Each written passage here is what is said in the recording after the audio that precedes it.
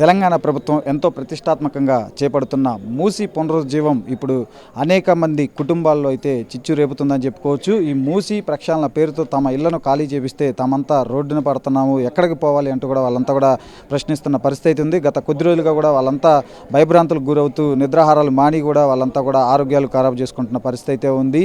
అసలు నిజంగా మన దగ్గర ఈ మూసీ ప్రక్షాళనకు ఎటువంటి పరిస్థితులు ఉన్నాయి, ఏ మేరకు ఇది సాధ్యమవుతుంది, అలాగే ఫారెన్లో అంటే మొన్న ఒక టీము కొరియా కూడా వెళ్ళింది, సిఎల్లో పర్యటించింది. సో అసలు నిజంగా విదేశాల్లో ఉండి వచ్చిన వాళ్ళని అడుగుదాం. నిజంగా లండన్లో మనకు తెలిసిన ఇక్కడ కొంతమంది ఉన్నారు, వాళ్ళు లండన్లో దాదాపు ఒక 10-12 ఏళ్ళు అక్కడ ఉండి వచ్చారు. లండన్లో థేమ్స్ నది ఉంది, అది సిటీ మధ్యలో నుంచి వెళ్తుంది. సో అక్కడ పరిస్థితులు ఇక్కడ పరిస్థితులు ఎలా ఉంటాయి, అసలు ఇక్కడ సాధ్యమవుతుందా, ఇలాంటి విషయాలన్నీ తెలుసుకుందాం. ప్రస్తుతం మనతో విశాలి గారు ఉన్నారు. వీళ్ళు దాదాపు 10 ఏళ్లకు పైగా లండన్లో ఉండి వచ్చారు. సో ఆమెను అడిగి తెలుసుకుందాం. మేడం చెప్పండి, మీరు దాదాపు 10 ఏళ్లకు పైగా లండన్లో ఉన్నారు, థేమ్స్ నది చూస్తూనే ఉంటారు, ఇక్కడ మూసీ నది కూడా చూశారు. సో అసలు నిజంగా మూసీ నదిని ఇప్పుడు ప్రభుత్వం చెప్తున్నట్లు థేమ్స్ నది మాదిరి, లేకపోతే సిఎల్లో ఒక నది మాదిరి అట్లా చేస్తూ ఉంటున్నారు. నిజంగా అక్కడ మాదిరి ఇక్కడ సాధ్యమైద్ది అంటారా? అక్కడ ఉన్న పరిస్థితులు ఇక్కడ ఉన్న పరిస్థితులు ఏంటి అసలు కొంచెం చెప్పండి. సార్, లండన్ థేమ్స్ నది అనేది డిఫరెంట్ అండి, ఇక్కడ ఉన్న మన మూసీ నది డిఫరెంట్ అండి. అక్కడ ఉన్న ప్రజలు, అక్కడ ఉన్న గవర్నమెంట్స్, అక్కడ ఉన్న ఇన్ఫ్రాస్ట్రక్చర్ టోటలీ డిఫరెంట్ అండి. అక్కడ ఉన్న ప్రజల సంఖ్య డిఫరెంట్, ఇక్కడ ఉన్న మన ప్రజలు లేదు. ఇక్కడ మన ఇండియాలో అనేది పాపులేషన్ ఆఫ్ డెన్సిటీ అనేది డిఫరెంట్, ఇక్కడ రిక్వైర్మెంట్స్ అనేది డిఫరెంట్ అండి. ఇక్కడ మనం మూసీ నదికి కావాల్సినవన్నీ వీళ్ళు చేయకుండా, క్లియరెన్స్, రిటైనింగ్ వాల్స్ ఏం కట్టకుండా, క్లీనింగ్ చేసుకోకుండా మనం కేవలం లండన్ లాగా చేయాలి అనుకోవడం సబబ్ కాదంటాను. ఇది లైక్ పులిని చూసి నక్క వాతలు పెట్టుకున్న మాదిరే ఉంటుందండి. అసలు లండన్ థేమ్స్ రివర్కి మూసీ రివర్కి చాలా డిఫరెన్స్ ఉందండి. అది ఒక నదిని చూసి ఇంకో నదిలాగా తయారవడం అనేది ఇంపాసిబుల్ అండి. ఇక్కడ ఇన్ఫ్రాస్ట్రక్చర్స్ వేరు, అక్కడున్న ఇన్ఫ్రాస్ట్రక్చర్స్ వేరండి. నేను ఇదే చెప్తాను, ఇది లండన్ లాగా అవ్వడం అనేది డిఫరెంట్ కాలేదండి. ఏంటంటే ప్రస్తుతానికి ఒక ఏరియా నుంచి ఇప్పుడు జరుగుతున్న మన గవర్నమెంట్ చేస్తున్న పరిస్థితుల వల్ల మేము ఒక ఏరియా నుంచి ఇక్కడ వచ్చామండి. మేము ఎక్కడో హైదరాబాద్ నుంచి వచ్చి ఇక్కడ చైతన్యపురిలో ప్రజలతో మేము కలుస్తున్నాం. మేము అందరం ఏకమయ్యామండి, యూనిటీ అయ్యాం. అందరం కలిసి ఈ ప్రస్తుతానికి జరుగుతున్న ఈ పోరాటానికి కలిసి కట్టుగా మేము పోరాడదామని వచ్చాం. మా ఇల్లులు డెమాలిష్ చేయకుండా ఏదైనా సరే చట్టబద్ధంగా రిటైనింగ్స్ వాల్ కట్టుకోవడం కానీ, మూసీ రివర్ని క్లీనింగ్ చేసుకోవడం కానీ చేయాలండి. ఇది చేయకుండా ఇప్పుడు ప్రస్తుతానికి అయితే దీంట్లో ఫార్మా కంపెనీస్ యొక్క కెమికల్స్ అయితే రిలీజ్ అవుతున్నాయి. దానికి ఆపడానికి ఎటువంటి ఇది ముందరకు రావటం లేదు. కానీ ఈ వాటర్లో ఉన్నది కొత్తగా రిజెన్యువేషన్స్ ఇవన్నీ చేయాలనుకుంటున్నారు, కానీ అది మాత్రం చేయకుండా ఎటువంటి డిపిఆర్ లేకుండా ప్రజల మధ్యలోకి వచ్చేసి ఇల్లు కూల కొట్టుకోవడం అనేది సబబ్ కాదండి. ఇప్పుడు మేము ప్రస్తుతానికైతే మా హక్కుకు మేము పోరాడడానికి అందరం ఏకమయ్యాం. అన్ని కాలనీస్, అన్ని ఉన్న మూసీ నది దగ్గర ఉన్న ప్రత్యేకంగా ఉన్న అన్ని కాలనీస్ మేము ఏకమయ్యి ఇది పోరాటం సాగించాలని కోరుతున్నాం.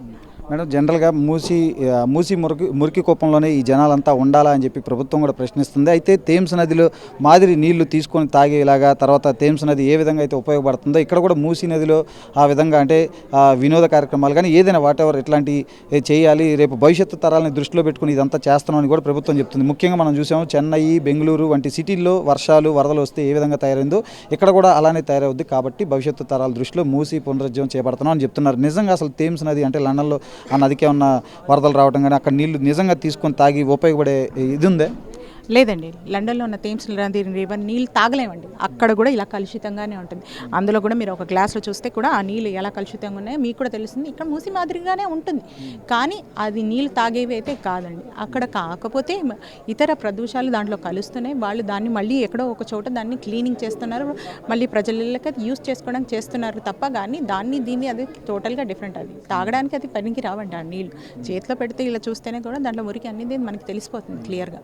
సో మరి ఇప్పుడు ప్రభుత్వం కూడా చెప్తుంది అదే కదా, వీటన్నిటిని క్లీన్ చేసి మూసీ నీళ్ళు కూడా తాగేలా ఉండాలి, ప్రతి ఇంటికి నీళ్లు తాగడంతో పాటు సాగునీటి అవసరాలు వీటన్నిటికి కూడా ఉపయోగపడాలి అని చెప్పే కదా ప్రభుత్వం కూడా ఈ కార్యక్రమాన్ని చేపట్టింది. అందుకే అంటే భవిష్యత్తులో ఇబ్బందులు రాకూడదని చెప్పి వీళ్ళందరినీ తరలిస్తున్నాం అని కూడా చెప్తున్నారు. మరి ఇప్పుడు అక్కడ సేమ్ ఇక్కడ ఉన్నట్లే మూసీ వెంబడి ఇల్లులు ఎలా ఉన్నాయో అక్కడ థేమ్స్లో కూడా అట్లానే ఉంటాయా మేడం? సేమ్ ఇలాగే ఉన్నాయండి. అంటే మన దగ్గరున్న బిల్డింగ్ ఇన్ఫ్రాస్ట్రక్చర్స్ వేరండి. అక్కడ కూడా ఇలా పెద్ద పెద్ద బిల్డింగ్స్ ఉన్నాయి. అక్కడేం బిల్డింగ్స్ని కూలగొట్టలేదు, అక్కడ రిటైనింగ్ వాల్ కట్టి అక్కడ కూడా ప్రజలు నివాసిస్తున్నారండి. కానీ ఇక్కడ మనకి ఏవేవో కొత్త కొత్త హంగులు అవన్నీ చేసే అవసరం లేదు. ఇల్లులు కూలగొట్టకుండా వాటర్ క్లీన్ చేసుకునే పద్ధతి మన దగ్గర ఇండియాలో కూడా ఉన్నాయి. బోల్డ్ ఇంత ఇంజనీర్స్ ఉన్నారు, వాళ్ళకి వాటర్ కంట్రోల్ వాళ్ళది కూడా తెలుస్తుంది, వాళ్ళు ఎలా చేయాలో అనేది వాళ్ళకి రీసెర్చ్ డిపార్ట్మెంట్ ఉందండి. వాళ్ళు క్లీన్ చేయండి అండి వాటర్ని. ఫార్మా కంపెనీస్ నుంచి వచ్చే ఆ కెమికల్స్ని రానికుండా చూసుకోండి. డ్రైనేజ్కి సపరేట్ పైప్ లైన్స్ వేయండి, అప్పుడు వాటర్ క్లియర్ అవుతుంది. కేవలం ఈ కొద్ది కిలోమీటర్స్ని క్లీన్ చేస్తే దాని తర్వాత ఆ వాటర్ వెళ్ళే చోటికి అక్కడ క్లీన్ అవుతుంది. ఫస్ట్ నుంచి వచ్చే వాటర్ క్లీన్ అవుతుంది. ఎక్కడెక్కడో నుంచి వస్తున్న ఫార్మా కంపెనీస్ నుంచి వచ్చే వాటర్ దాంట్లో కలుస్తుంది కదా, మరి దాన్ని ఏం మాట్లాడలేరేంటి? కేవలం మూసీ దగ్గర ఉన్న ఇల్లునే కూలగొట్టేస్తే మూసీ రివర్ క్లీన్ అయిపోతుందండి? అలా అవ్వదు కదా. ఫస్ట్ సపరేట్గా వాటర్ని క్లీన్ చేసే టెక్నిక్స్ని మీరు కనుక్కోనండి. ఆ టెక్నిక్స్ ఉన్నాయి, కనుక్కునే అవసరం కూడా లేదు. ఆల్రెడీ పూర్వ గవర్నమెంట్ కూడా చేస్తుంది, వాటర్ ప్యూరిఫై అవన్నీ చేస్తుంది. అది ముందు చూడండి. ఇల్లులు కూలగొట్టకుండా ఏది ఉన్నదో అది చేయండి అండి. రిటైనింగ్ వాల్స్ చేయండి అండి. రిటైనింగ్ వాల్స్ కట్టకుండా వాటర్ని ఎటువంటి క్లీనింగ్ చేయకుండా వీటి గురించి మాట్లాడుతున్నారు. ఈ ఇల్లులు ఎందుకు దీని గురించి డెమాలిష్ చేస్తారండి? ఇల్లులకి వీటికి అసలు సంబంధమే లేదు. సంబంధం లేకుండా మీరు ఫస్ట్ వాటర్ని క్లీన్ చేయాలనుకుంటున్నాను, మంచి తాగునీరు చేయాలనుకుంటే వాటర్ క్లీన్ చేయండి. మేము తాగుతాం, అప్పుడు ఫస్ట్ మేమే తాగుతాం. అక్కడ ఉండే నివాసాలకి ఆ వాటర్ సప్లై అవుతుంది. మాకు ఎక్కడో కృష్ణా వాటర్ అవసరం లేదు. మూసీ వాటర్ మేము అప్పుడు క్లీన్ చేయండి. ప్రజలకు పనికొచ్చే వాటర్ లాగా అంటే మేమే తాగుతాం కదా. మీకు బిల్డింగ్స్ అవన్నీ ఎందుకు? మేమే ప్రజలం కదండి, మాకోసమే కదా మీరు అన్నీ చేసేది. మమ్మల్ని పక్కన తప్పేసి మీరేం చేస్తారండి? అది చెప్తున్నాం.